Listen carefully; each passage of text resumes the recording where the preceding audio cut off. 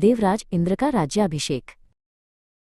प्राचीन काल में जब ब्रह्मांड की रचना हो रही थी, तब स्वर्गलोक को एक शक्तिशाली और दयालु राजा की आवश्यकता थी।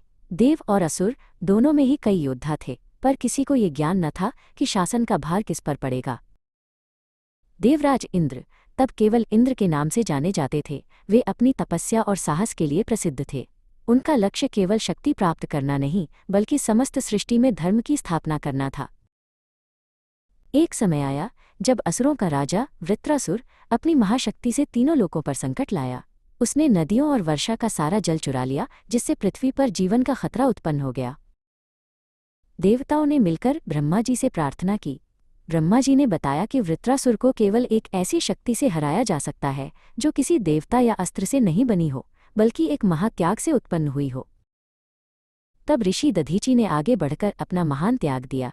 उन्होंने स्वयं के शरीर का विशेषीकरण किया ताकि उनकी हड्डियां एक अद्वितीय अस्त्र बनाने के काम आ सकें। उनकी हड्डियों से विश्वकर्मा जी ने एक अस्त्र बनाया जिसे वज्र कहा गया। ये अस्त्र इंद्र को दिया गया क्योंकि केवल उनके पास ही वृत्रासुर का सामना करने का अदम्य साहस और निश्चय था। वज्र को लेकर इंद्र ने वृत्रासुर को ललकारा। दोनों महायोद्धाओं के बीच घमासान युद्ध हुआ। आकाश गरज उठा और तीनों लोगों ने सांस रोककर ये निर्णायक लड़ाई देखी। अपने अत्यंत साहस और वज्र की दिव्य शक्ति से इंद्र ने अंत में वृत्रासुर को परास्त कर दिया।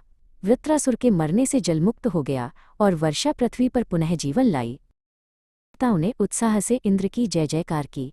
उनके आज्ञा पालन, त्याग और सृष्टि के प्रति निष्ठा को देखकर ब्रह्मा जी ने उन्हें देवराज का पद और स्वर्ग का राज सिंहासन प्रदान किया।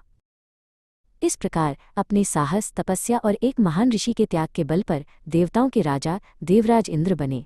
वे आज भी न्याय और वर्षा के देवता के रूप में पूजे जाते हैं।